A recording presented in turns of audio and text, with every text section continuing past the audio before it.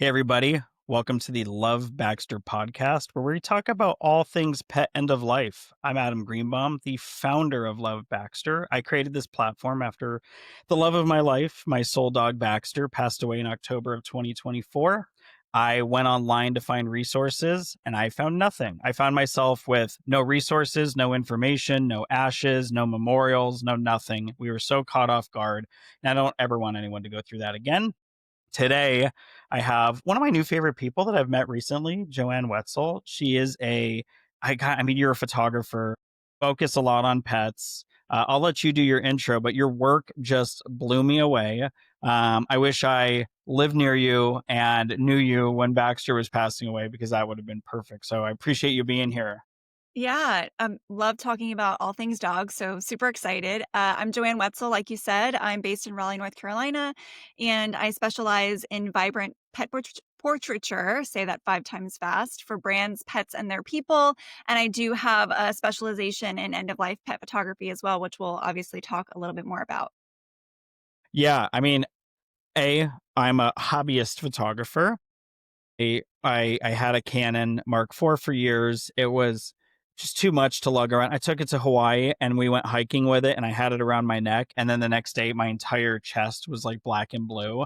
And I'm not Hmm. like a thin guy. Like I can deal with it, but I mean, it really hurt me to carry that camera around. So I switched to the Fuji X106. And, if you look at my Apple Photos, Google Photos.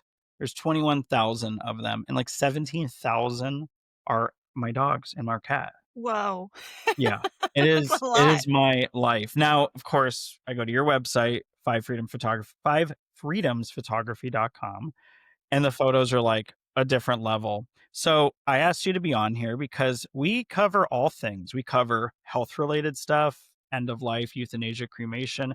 But I also want people to really think about memorialization. It is so important. And I can tell you all, if you're watching this, the biggest regret I have, the biggest, is not having a family photo of me, my wife, Sophie, my 15-year-old dog, who's on my hat, Baxter, and our cat. The five of us. We have a piece of art that an employee made for me that's out of this world that we framed. And we have photos of him and Sophie and everyone in great photos from the last year, but we don't have a family photo. And it will Hmm. forever be one of the biggest regrets of my life. So I brought you here just to like educate us on, Yeah. I mean, please educate us. Tell us, like, as pet parents, I have a 15-year-old dog upstairs, but Yes. even had a 7 or 8-year-old dog upstairs. What Right. should I be doing to memorialize them and get good photos of them that can live on forever? Yeah, I think the biggest thing is I always tell clients and potential clients and just people in my general community, like, hey, if your dog is older, because I think in the veterinary field, I think 8 is considered to be a senior. So if your dog is 8, 9, 10, and they're still in good quality, like good quality of life, good health, I highly recommend like booking a session sooner than later. I tend to find clients come to me when the dog is literally on death's door. It's either a week from now, 2 days from now, sometimes before we can even get to the session, the dog passes away, and so I'm not even able to serve that client. I know it's really, really heartbreaking, so I always encourage clients like, "Hey, even if your dog is older, but they're still feeling really good, they can still do all the things that they enjoy, even if they're a little older, they've got, the sugar-coated muzzle, we can still do a session, we can do it when, again, they can move, they can enjoy themselves, they're not stressed out, they don't have dementia and all those different things that we see as a dog ages, and so you can still think of them in that way as them being a beautiful senior pet, but not at the point to where they're almost kind of out of it during a session right before, they're a week away from death or 2 weeks or what have you. So I find that time is of the essence. And if you're looking at your dog and you can kind of see them slowing down a little bit or, some minor changes, then it's always a good time, I think, to go in and inquire and reach out and book that session. Yeah, I mean, hearing you say that brings up a lot of emotion. Baxter had Mhm. a nutrition appointment with a nutritionist on the Thursday after he passed away. And, he passed away Monday. And then they called Tuesday to say, hey, just want to make sure we're still good. And I had to say, oh, God. So, if you're out there, you think, no, no, no, I have a good handle on this. That won't happen to me. I can book it for 2 weeks out. I would just say, don't do that. We had a deposit down and everything with the nutritionist. It didn't Yeah. matter, life doesn't care about that stuff. Um, and it's interesting what you said too. It's funny because I've had Sophie for 15 years. She is the longest relationship of my life.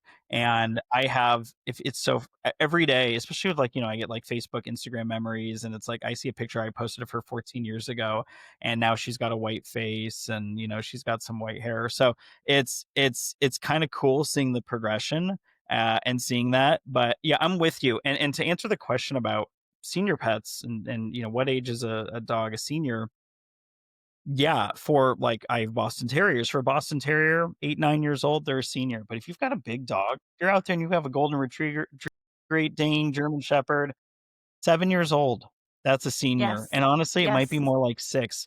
Great Yep. Danes are seniors at 5. Mhm. So, I would tell everyone that there's something beautiful about photography. There's something beautiful about showcasing your pets in your home. The only frame photos we have in the house are either my wife and I for professional shoots we've done or our pets.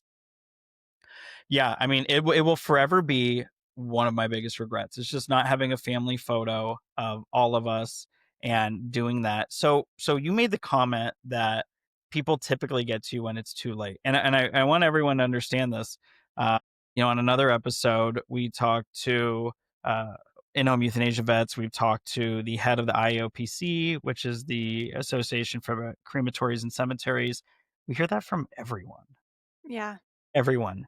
The vet, they called too late, they didn't plan this, everything was too late. Look at me. I own a software company that worked with 13,000 veterinary clinics. I was too late. I didn't Yeah. think it was happening. So, I love what you said. So, what are some tips that people should have for these photo shoots? If I called you and said, "Hey, I have me, my wife, a 12-year-old dog, a 14-year-old dog.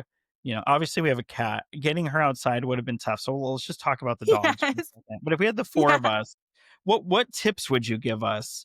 Yeah. Um, what would you tell us to do to prepare for the session? Yeah, so it's really important to me. I have a lot of dog body language and behavior training. So it's really important to me that I want the pets to be feeling the best that they possibly can, even if they are ill or they are terminal.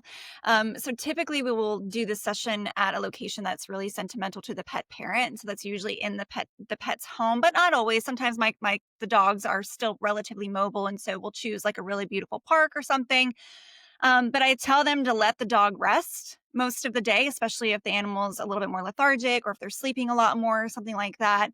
I also tell them it's really, really good to have like high value food. So if they're still eating and they're still, taking treats and all those things. I don't want the normal biscuits that they eat every single day. I want steak. I want chicken. I want hot dog, cheese, something that's really going to get them excited and kind of to rally for the session.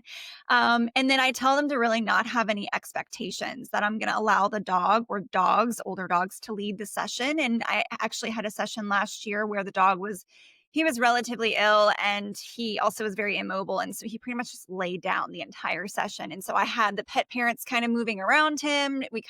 I was moving around him and changing my focal lengths and different things in order to get some different variety from the session. But I just let him lay there and I just let him be comfortable and I didn't ask him to do anything that was going to stress him out further.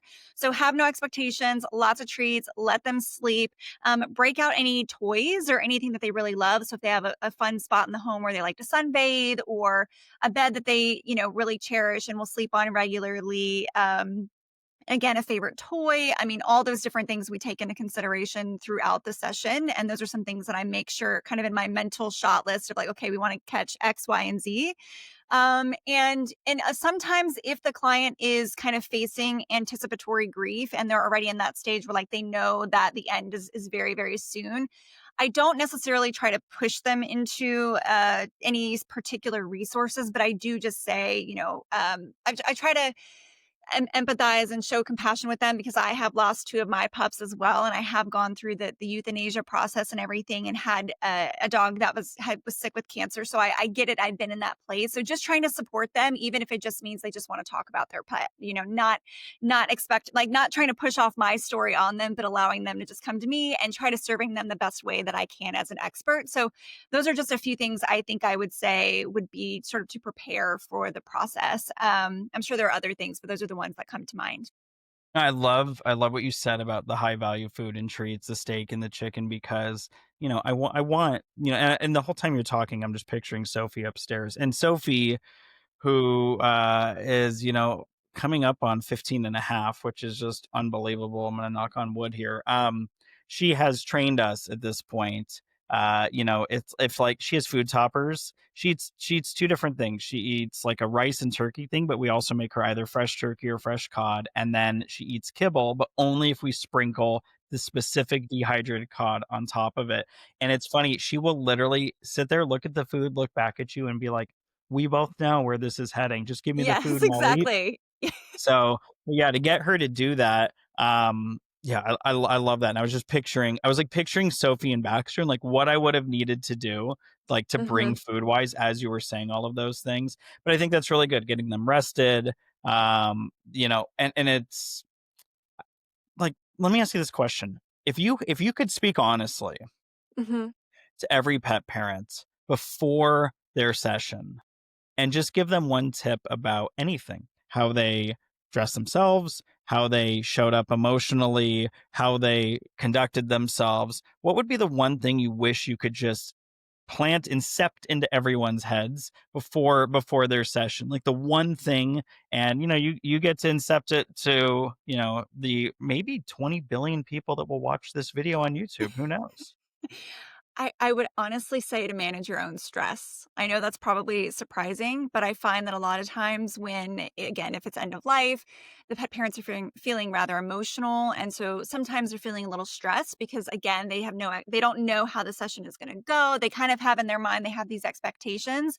And what I have found is that obviously dogs can very much pick up on our energy very easily. And so I tell them, like, no expectations. We're gonna amazing photos. We're not gonna ask the dog to do anything.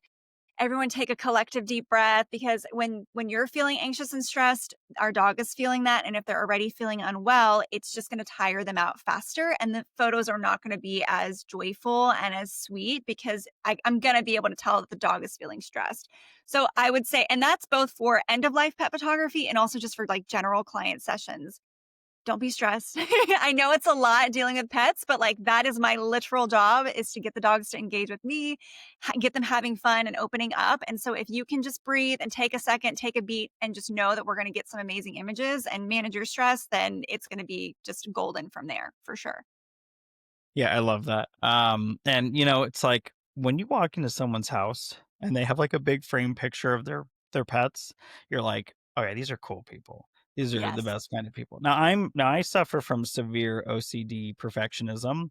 So it's like even when I'll take Sophie or Cosmo, who's a puppy, or taking pictures of Nala upstairs, I I feel like I'm never happy with my photography. Do you feel that as someone who's like a very, very high level photographer? Do you feel that like where Every you single shuddered? every single shoot, yes. I cannot tell you how many sessions. I mean, and this is something that through talking with my pet photographers group, we all will, like, come home from a session and we'll just be kinda messaging each other of like, "Oh, I could have done this," or, "I could have done this."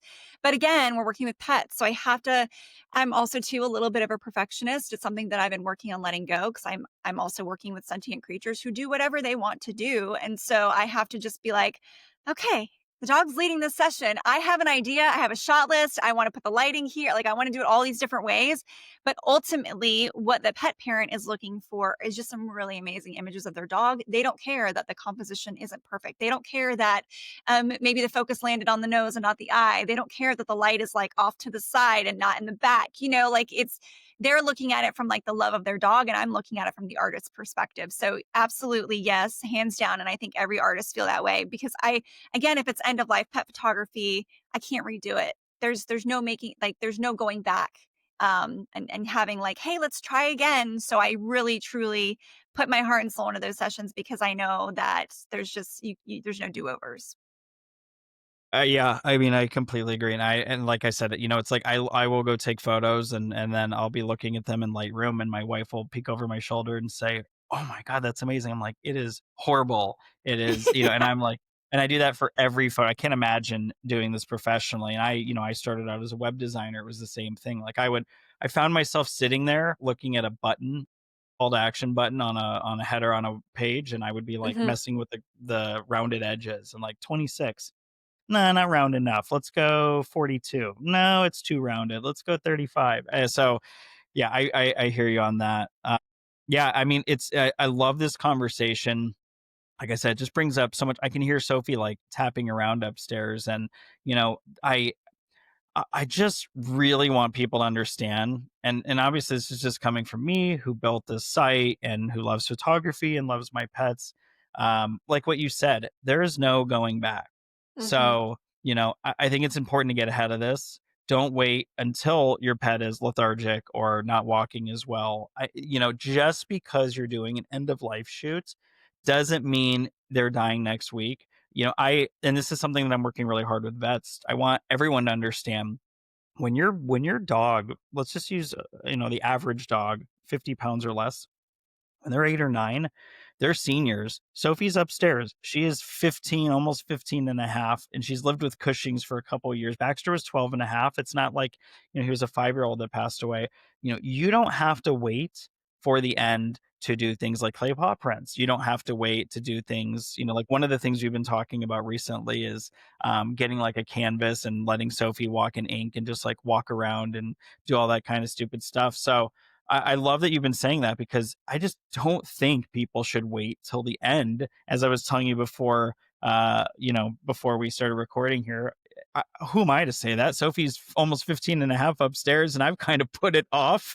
Um, but don't do Well, what I'm doing. the thing too, I think, is that it's, "Oh, we'll get to it eventually," and the pushing it off, and the life is busy, and it's not a priority, and I think ultimately you have to make it a priority. You have to schedule in the time, and so that's why I think it, just like you said, it gets pushed off. They're 7 years old, 8 years old, 10, 12 years old, and then it never gets done. So it's like, if it's something that you want to do, the first step is just to go to Love Baxter and look up a pet photographer in your area and start a conversation with that person. And again, I absolutely love when clients come to me with their dogs as puppies, and then their dogs in middle age, and then when their dog is older. Because for me, it's like, I don't just love photographing your dog as a senior, but having those moments of you two together and the things that your dog does with you that you can't capture because you're the one holding the cell phone, right? So like the paw, the shake, maybe my one dog loves to do middle. He likes to go in between my legs and then he'll kind of dance around. I can't, it's very hard for me to get that shot. So I want to capture those moments of you and your dog together.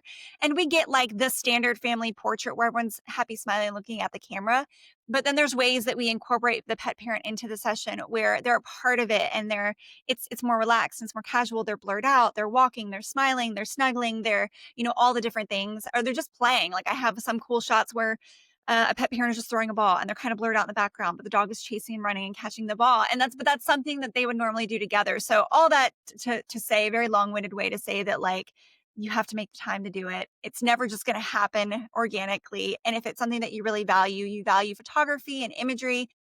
I mean, I cannot tell you how many clients that have texted me or emailed me after a client or after their dog has passed away and said, "I'm so grateful that even now, a year later, 2 years later, 3 years later, I still have this album, or I still have this wall piece, or I still have these prints, and I can look at them every single day and I can smile and I can remember, my dog." And so I just think that that is, I mean, it's priceless. It's absolutely just priceless. You know, I'll tell a quick story, and I told you this story. Baxter passed away October suddenly, and again, I have thousands and thousands of photos of him. I didn't have great photos of him as a puppy. I rescued him from a bad situation. So I went digging through my garage. I found a 12-year-old laptop, an old Apple laptop that was just completely dead. And this was maybe a month after he died, 6 weeks. And I just had it in my head, there are photos of him on this. I need to get it. The day Mm, before my birthday, I went to the Apple store 30 minutes before they close, and I walked in. I just said, my dog died. I am depressed. I believe I have his photos that I've not seen in years on this laptop. Can you do anything for me?" And he's like, "We can't do anything." I was like, "I'm begging you. mm, Whatever it takes, I will pay."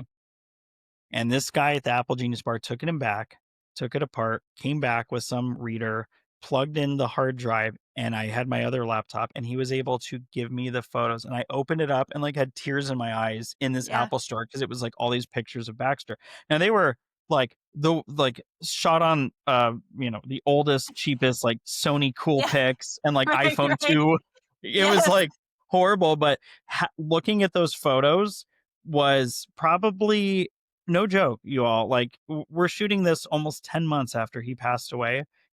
In the last 10 months, that night was probably one of the happiest nights I've had in the last Ugh, 10 months yeah. because I got those photos back. Now, I would do anything for those photos to be a certain level of quality, which I'm sad I don't have of either dog. But yeah, I'm telling you, there's something about photography, and the way it captures moments. And I love what you were saying about the way it captures us with our pets. I think that's the other thing too. Is in my house, I'm the one behind the camera, Right.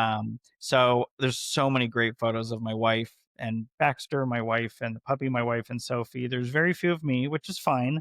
But that's another reason to go do this. Even if you're a photographer yourself, whether it's professional or just as a hobby, you all know this. I'm preaching to the choir. You're the one behind the camera. I mean, God, there's something so great when you are the one, who gets to be in the photo and kind of enjoying those moments. And I also love what you said. Like, I hate posing photos. I Mhm. want to see action. My favorite photo that I have is me standing in the ocean, Sophie and Baxter each on one side of me, like right where the water's hitting the sand, like barking because I'm like, get out here, get out here. And it was just like this perfect moment that my wife captured beautifully.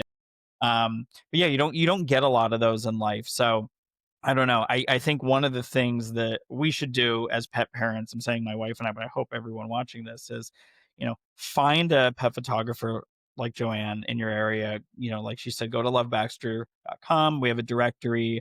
We have actually a ton of really talented. We have more pet photographers than we have like pet crematories on the site. I'm hoping to have a lot of everything, but yeah, go find someone whose style matches yours and do it annually. Do it every other year. I know, Yeah, exactly. yeah, There is no do it limitation to often. how often you can do how often you can do this. And I think for me too, the one thing that I love at a client session when the humans are willing to be in the photos is you cannot capture how your dog looks at you when you're together. I can only capture that. You can get a shot of your dog looking up at you, right, on your phone, but you don't actually see the love in their eyes until you're standing next to them in a photo and they're looking up at you with this look on their face. That to me is just that should encourage everyone to book an end of life session or just a pet photography session because it is the sweetest thing when I see a dog looking up at their guardian and just being like, man, I just love my mom so much, or following them around or whatever. It is the absolute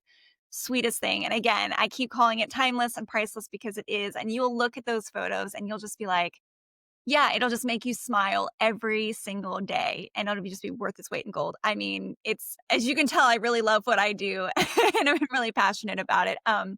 So yeah, that's, and again, back to your point, my dog passed away in 2021 in December. He had a really horrible stomach cancer and he got sick very quickly, started declining very quickly. So even when I would have had the opportunity to do an end of life session, he was already so skinny and so sick. And of course, we decided to put him to sleep. But I would have never captured him like that because it would have ruined the happy go lucky kind of plucky, sassy guy that he was prior to getting sick. So I could have done an end of life session if I would have prioritized it, but I think for me at that point he was too far gone, if that makes sense. Which is again Yeah. why we encourage, hey, do it sooner than later, do it before they're terminal or before they get to a point where they're just not really enjoying anything anymore. No, I'm with you. And I was looking at a photo of Baxter like a month or two before he was gone. And in the moment, I was like, oh, wow, great photo. And then I look at it now, I'm like, man, he did not look well. And I didn't even Mhm. realize it. I didn't know it. But like, well, let me ask you a question though. Yeah. and I feel like I know the answer, but it may be on someone's mind hearing you say that, so I'll say it out loud. Let's say I haven't done, any photos, and then my pet is sick, and I'm like, "You know what? I don't wanna remember them this way, but I don't wanna not have photos. Because I was thinking that as you were Yeah. saying that. I'm like, "Okay, so Baxter is typically 30 pounds, he dropped to, like, 25. It was noticeable. He had Mhm. some skin stuff." And I was sitting there thinking, like, would I wanted photos of that? And it's hard because, no, I don't wanna remember him like that, but on the flip side, we had so many great moments in those final couple months where we were just kinda communicating and, I felt like he was telling me what was wrong. Uh, Mhm. I mean, I'd assume we should still do it anyway because it's better than having, or I guess it's really up to everyone. It's like and by the way, like, I'm Think completely conflicted down the middle on if I'd want to, like, have those photos or not. Yeah, I think if your dog still looks relatively well, like, I think Socks at that point had just he was so skinny and, there was a lot of other things going on, but, I have had clients say that we did a session and they got the photos back and they knew that their dog was not well, and they said it was really, really super painful to look at the photos. Not that they didn't cherish them and not that they didn't want to have them because they did the session and they were like they knew that was important to them. But then I would get a message a year later of like, I'm glad now that I did it. It felt really hard and really difficult at the time, especially when they're going through that end of life care. If your dog's immobile or if they, just need a lot of dedicated time and extra energy and care, you're also emotionally drained. So I think they were just in a different headspace when they originally got the photos versus a year later. Okay, my dog has passed. I've kind of come out of that. I've had a chance to reflect. I'm no longer in that sort of anticipatory grief or like really heavy grief stage, even though I still cry to this day about my dog. So like I get that grieving it's a peaks and valleys kind of situation, right? But this particular client was really grateful that they ended up doing it, even though at the time they knew that their dog was really sick. So again, I think it is personal preference, but that's why I always I keep saying it till I'm blue in the face. Like even if you just get the diagnosis, book a session because it's going to be before your dog really starts to decline. And honestly, to be very frank with you, more often than not, when I have an end of life session, the dog is so excited to meet me and a new person, and sometimes we're at a new place that I can't even tell they're sick. 'Cause they totally rally. They're just like, "Yeah, let's do this. We've got steak and we've got a new person and this person is loving on me and I get to run around and play with my ball and act like, everything is totally normal." So that's been really, really fun to see too, is kind of giving the pet parent not only these amazing images, but also giving them this one last like hurrah and this amazing memory that they'll have sort of as an additional keepsake to all of the photos that we take that day. I love it. And, one thing I wanna say, this is a hot topic. Man's like, "Oh god, what's he gonna say?" The No. other thing I would tell you all, and again, if this is the first Love Baxter video you've watched, if you watch any of the other ones, everything we talk about is talking about, like, having a great ending of your pet's life. And Yes. and I want people to understand that, when you go to the vet and you wanna do a euthanasia, whether it's at the vet or at home, we did ours at home, and it was great, it was well worth it. There's a cost. There's a cost to doing the euthanasia. There's a cost to cremation and, if you want any memorial stuff, and there's a cost to photography. And the thing I would tell you all is please budget for this. I promise you the love and energy that your pet brings to your life is really important. And, look, I've got an iPhone 16 and it takes really, really, really great photos. But huge but it does not even come close to the level of photography that professional photographers take, from positioning you correctly, guiding you, getting the right shots, editing the photos, making sure the lighting's good, using professional equipment. This is really important, and it's a hot topic in photography, which I found out recently. But I would tell you that, when you're looking for a pet photographer, and I'm just saying this is me, I would really go to websites, and I mean, God, if you're all gonna go, but fivefreedomsphotography.com, like, look at this website. It sets a bar for pet photographers. This is not a pet photographer, this is a company, this is a brand, this is important. That is who you want. You are memorializing a pet, for a lot of us, a child. I think it's really important. So I would have felt weird. We're giving all these tips, but I would tell you all, don't. if you want to do this, and it's not my place to tell you how to spend your money, don't don't skimp. Do it Yeah. right. Ask good questions. Well, let's we're almost at time. Let me ask you this: if I was a pet parent and I was going to ask, I was going to call 5 to 10 pet photographers for this shoot for end of life. What would be the one or two questions I must ask to get to figure out if they're the right person for me? That's really good. Well, I would first ask what their experience has been in working with aging or terminally ill dogs and pets, Love it. because one thing that I find that while I think a lot of photographers have very big hearts and they want to do the service for free, for a lot of people who, the dog is experiencing a lot of stress. And so if the person does not really know how to work with animals, they're actually only going to make the session worse for your dog by shoving a camera in their face and making them do things that maybe they physically cannot do, and just not reading their body language, so making them even more uncomfortable. So just that's the first thing that I would ask is, what is your experience in working with terminally ill or sick or aging pets? And the second thing would be, sorry, I'm trying to come up with something on the fly here. I know. Well, it's good uh, to ask. I mean, your answer to the first one was great because I think that's what you should ask. And by the yes. way, like Sophie's upstairs, she's got a little dementia. She still knows her way around, but there's like old lady moments. Yeah. She's got a little arthritis. She still sprints hard, but she still has old lady moments. So I would want to know: do you have both the patience and experience to deal with us? Uh-huh. And I would tell someone right now, I will estimate that 85% of the time, the 3 or 4 hours we spend together for this shoot, 85% of that time will be clear with Sophie. For Mhm. 15% of it, she might lay down, she might turn around, she might make a goofy face, Yeah. and I wanna know that someone's gonna be okay with that on the other side, so I'm glad that was your first answer. Well, and I think the second question would definitely be like, what do I get out of the session, right? Because I'm also artwork based, so not only do I offer digital files, and I have a very specific style and aesthetic that I adhere to.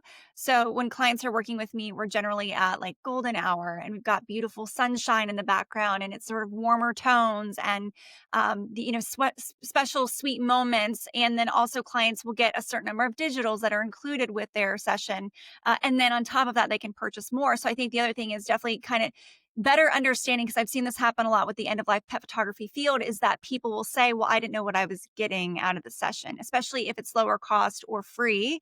And so just making sure that, because this is a very emotional time, right?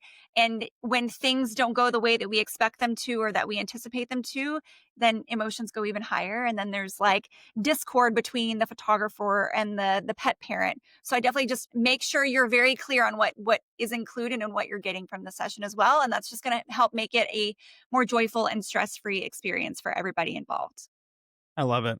And and like I said, I'm not here to tell anyone how to spend money or to judge anyone's financial situation, but I would tell you that if you're in the market for this and if it's something you want to do it right. As Joanne said, you don't get a second shot at this. I would give anything to go back and be able to do a family shoot with Sophie and Baxter. I mean, those two I had, before I met my wife. Those are my kids. They're the love of my life. And to be honest, obviously it's the 5 of us now. It's a different 5 of us, and it was a different, Yeah. we had a different 5 of us 10 months ago. But even before that, it was the 4 of us. And before that, it was the 3 of us. And before that, it was just me and Sophie, even before Baxter. And, I don't have great photos of me and Sophie or me and Baxter from when they were young. So I have a lot of regrets about photography. Hmm.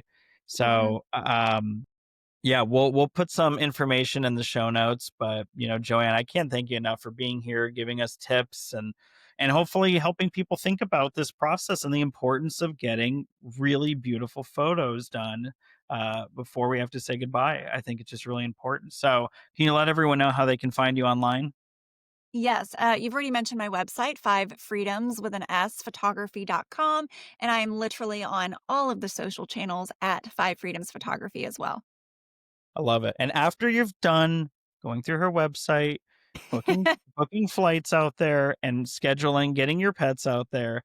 Stop by lovebaxter.com, check it out. We're also on all the social media as well. It's at Love Baxter Co. everywhere.